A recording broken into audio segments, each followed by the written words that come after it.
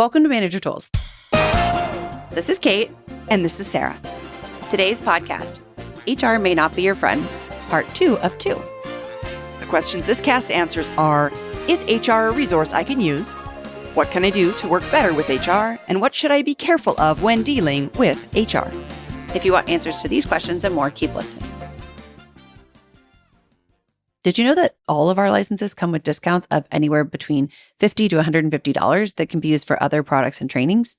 Get yours today by visiting us at manager-tools.com/licenses. Part 2, HR's taskings oughtn't be your top priority. Exactly. And this follows, folks, inevitably from the earlier discussion about HR being a staff organization versus a line organization. And this guidance applies to all staff organizations, not just HR. Staff taskings are usually not as important as line, chain of authority kinds of taskings. It's far better if you're going to be late on something, and things sometimes are late. It's so much better to be late in getting back to finance or legal or HR or security than it is to take your eye off the ball when it comes to your primary responsibilities as it pertains to getting your job done. Those things are ancillary to the purpose, not the purpose itself. Focus on the purpose. It can be tough too, because sometimes staff invoke their line boss's authority in asking for things. So they invoke the power of their VP. And I suppose I would say it can be scary for people who don't know that, it's not quite that clear cut. And we're not suggesting you can always blow off every request from staff departments. Rather, staff requests, including HR's, don't come to you with the same urgency or role power as something from your boss or her boss, which is something to be aware of and not necessarily something that all managers might know. Yeah. It also depends on how your organization is run or where you came from before. I know someone who worked at KPMG and their HR stuff was pretty intense and was not really seen as ancillary. Yeah. And what I would say also, in addition to that, is regardless of where you work, if you're a top performer, considering things like HR's requests as requests, not commands, is so much easier to do. If you've got your work done, if you're working hard, you're above and beyond, it's way easier. When HR or any other staff organization for that matter asks for something and you, the top performer, don't respond, and then they, of course, as they would, escalate to your boss is probably really likely to tell them some version of go pound sand, and then ask you to get around to it when you have time. You're not going to get in a ton of trouble. Exactly. Your manager's not going to come down on you, if you will, because you missed this deadline. They're just going to make a suggestion that you get around to it when you can, because they know you're working on stuff that is so much more important than this other ancillary request. However, I would suggest if you're a weaker performer, you probably don't have the same ability to put off working on an HR request for something. Your failure to respond will probably be seen as just more evidence that you aren't a high performer. And your manager may not defend you when people come asking around about why you haven't done this thing, because it wouldn't shock them if your work wasn't done. So, a little plug here for getting results, working on the right things. Your results, not HR's. Yes, exactly. All right. And confidentiality. Or lack thereof. Yeah. You got to watch out here, y'all. Much of what HR does is about topics that are often treated confidentially. It's necessary. It's reasonable. It's part of competitive security, right? Not trying to reveal the company's pay bands to others. Internal talent management, not revealing confidential conversations with areas of performance, potential, and future assignments involved, etc. And the fact that many HR-related topics are at times confidential creates a challenge for HR that isn't of their own making. Exactly. An erroneous assumption that too many managers make is that because what HR deals with, at least as far as the manager knows, is confidential, that therefore what the manager discusses with their HR rep is also confidential. Yeah. False. False. And false, folks. False. Don't believe them. I'm not saying they're trying to be sneaky and malicious. That's not what I'm saying at all. No, and I highlight, I do think a lot of managers make this assumption. If the HR person may never say a single thing about it, and the manager just goes about their interactions. Right? With this baked in. Yes, exactly. I would totally agree. False. Just because you're in the room with HR doesn't mean everything that's said in the room is not going to go outside the room. That's not how it is. Yeah. Well, I would go a step further, Kate. I would say when you talk to HR, nothing you ever say is completely confidential. It's not. If your HR representative tells you that what you tell them about anything is going to remain confidential, they are wrong.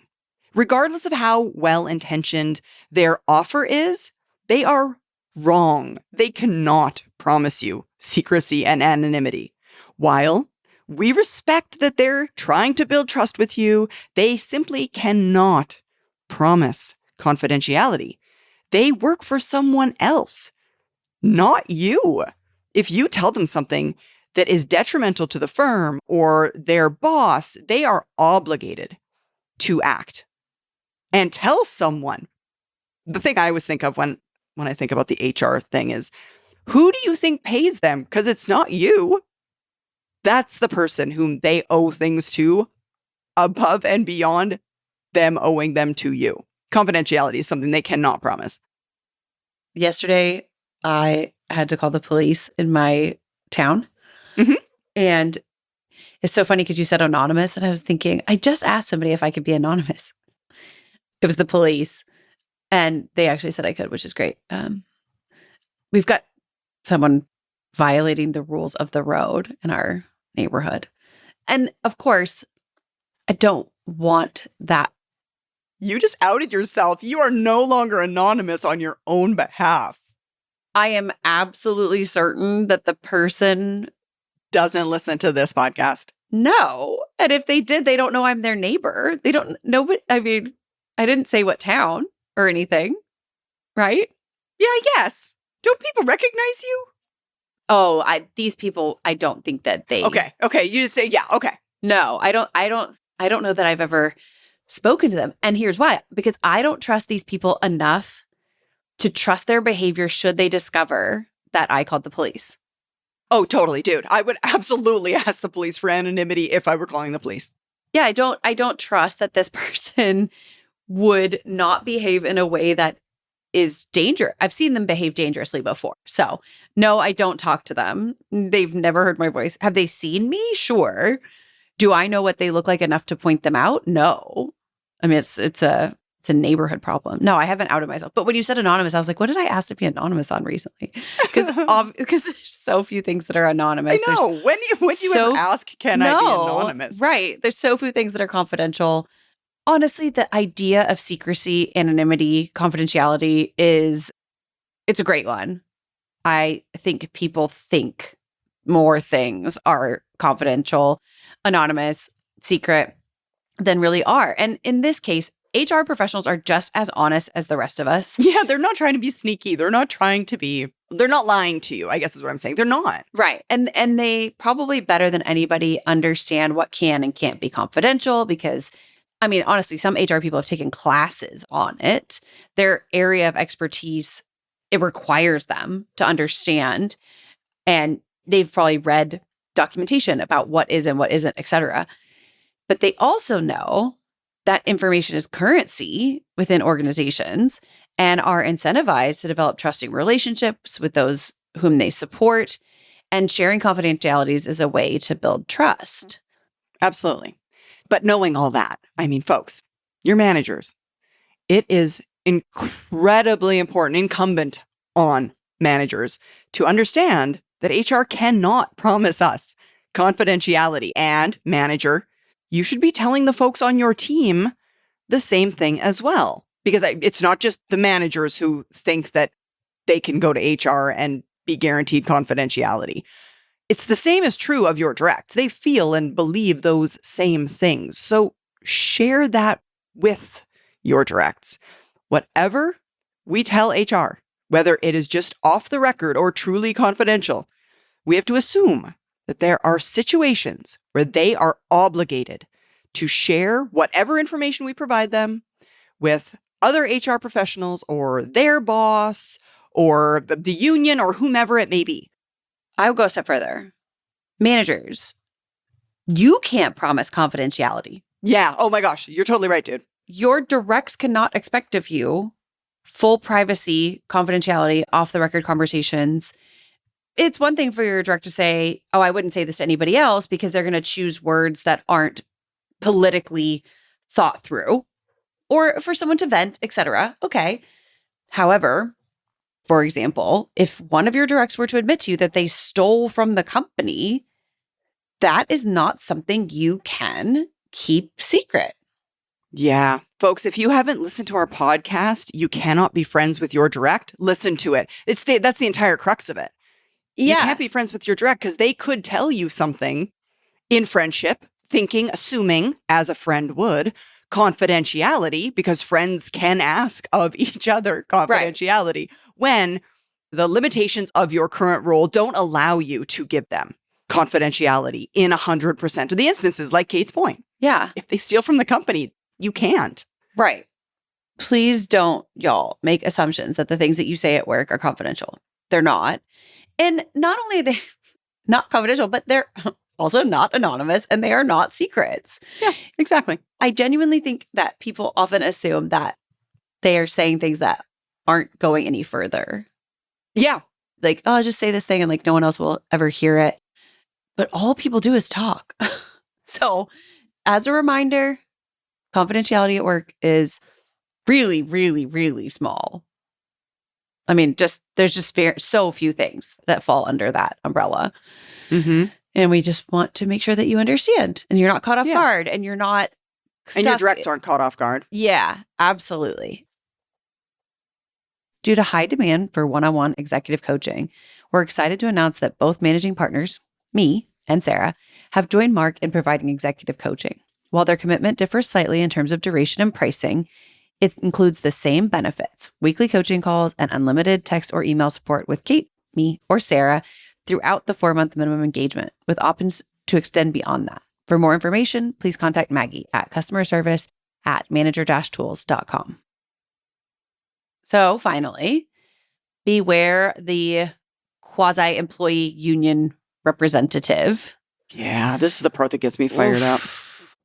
Yeah. And you and I think maybe have had different experiences with this, partially just because of geography. I mean, I come from a place where unions are much less prevalent. Yeah, and I worked in a unionized environment for years and years. And so your exposure to it can really change your views on it. You have way more experience working around unions and in unions than I do. Absolutely. And folks, I would suggest that, to Kate's point, some of you don't work in a union situation, may never work in a union situation, and I don't think it matters in that there are HR professionals who, whether or not you have any unionized staff or not, have come to believe mistakenly that they represent the employees of your organization. I think this is probably more prevalent, I would think, Kate, in unionized organizations, obviously, but in smaller firms, in things like startup kind of companies. HR is, what are some of the CPO, Chief People Officer kind of stuff, right? They're trying to tie themselves to more of the layman within the organization as an HR person. And folks, you got to know, this is a troubling trend. The fact is that managers are employees of the firm. More importantly, managers are the organization to our directs. What these misguided HR professionals mean when they think of themselves as like quasi-union reps or representatives of the employees is that their job is to protect individual contributors from your organization. Mm-mm. And It's completely untrue. Going back to a statement I made earlier, who pays them? It's not the employees, it's the organization. That should be the answer to the question, who do they truly represent in this situation? This non-existent role of the defender of our employees is a really, really powerful and very common, in fact, motivator for many HR professionals. I think a lot of people go into HR thinking, I want to be an HR professional so I can defend the employees, I can take care of the people. Then they find themselves in a position where they're really defending the organization against the people that work in the organization, because that's what HR's role really, truly is. It's almost like they see themselves as advocates.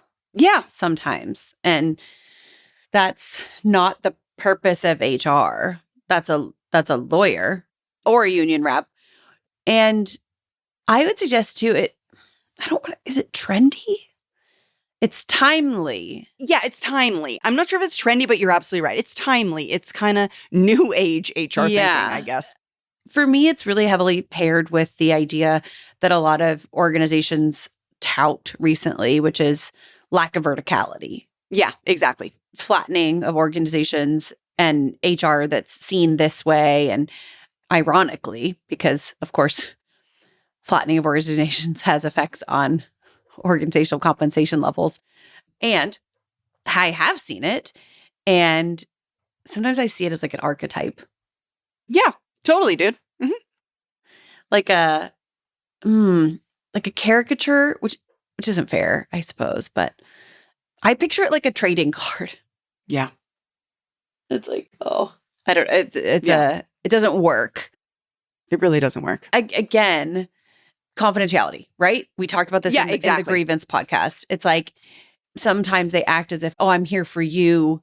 And then of course, then that would be, the assumption would be that they're on your team and that confidence would come along with that. Like it's like a tenet of this, like, I'm your advocate thing. The fact that people believe it is because it's by design, they're being convinced of it. And I don't know that everyone's being misleading about it. I do think some HR people see themselves that way. They do. Even though they can't be and they're not.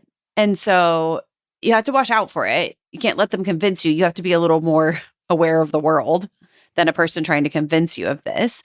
And we talked about it in our guidance around grievances.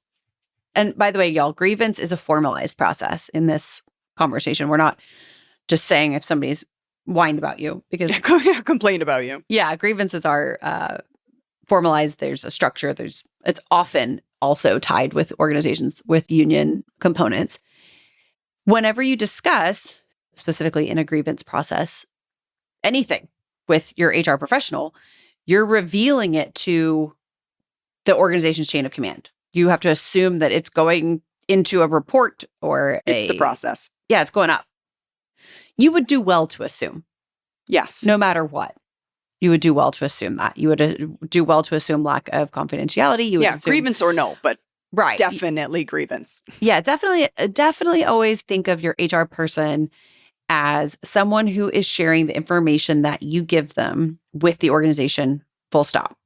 And in a grievance situation, that stuff could be used against you. Really in any HR situation. Although we hate to say that because we don't want you to be afraid of HR. That's kind of the whole point here, is not to strike fear into your heart, but to advise you how to behave with caution. Just because someone's not your friend doesn't mean you have to be scared of them.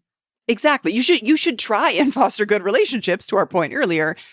You should just be aware of the limitations of those relationships. Yeah. Person who thinks that they are your rep is wrong. And you have risk because the way they behave around supporting you reflects their opinion, which is false. Yeah. One more thing about it. If the HR professional tells you that the grievance process is confidential, danger. They're probably technically correct in a general way that it's not supposed to go outside of a certain group of people, and therefore it's confidential. The thing is that it's not really a generalizable concept. It attaches to roles and topics in very specific ways. And this one won't be confidential because the other people in the grievance process are talking about it. Yeah, it might be confidential from people outside of this process, but it's certainly not confidential from people inside the process and from the organization. And I would suggest most people who file grievances are not all grievances can be useful. However, most people who are filing a grievance, they have no qualms about talking to their friends about it. So don't make any assumptions, y'all. yes, exactly. Keep your cards close to your vest. And listen to our podcast on responding to a grievance. And if you're a licensee, email us if you are being grieved so that we can send you guidance and help you as well. Alrighty. So, folks, here we are saying at the beginning of a podcast, we don't hate HR. We're really nice to HR. And then doing like a 2-part podcast that isn't really that nice to HR. So I'm so sorry about that. It's true. And the vast majority of HR professionals are just that, professionals. Their roles expose them to several areas where the relationship between managers requires careful consideration by the manager. That is you, folks. You do not work for them. They don't work for you. You both work for your organization. Just like when finance and sales disagree, while both are trying to do what is the best thing for the org from their perspective, you and HR have different incentives, different viewpoints, and different responsibilities. And the effective manager handles these situations carefully while still working really, really, really hard to have a really good relationship with HR. Again, one last plug for the work really hard to find a good HR business partner. Someone that you trust, that you can work well with, that you can turn to when you have those weird HR problems when they tell you things like, oh, that's illegal. And it's really not illegal. It's just ill-advised by HR. Right. Turns out laws are written down. So we can be sure. Oh, that's a line from a movie. Actually, that's not. I didn't make that up. So we can't check to be sure if it's legal or not, because you can look that up. Exactly. All right. Thank you, Sarah. Thank you, Kate. That's all for this week, y'all. Join us again next week as we cover a new topic. And if you enjoyed today's podcast, don't forget to follow and review our podcast. It helps more people find us and keeps the conversation going. Have a great day. Bye, everybody. Bye.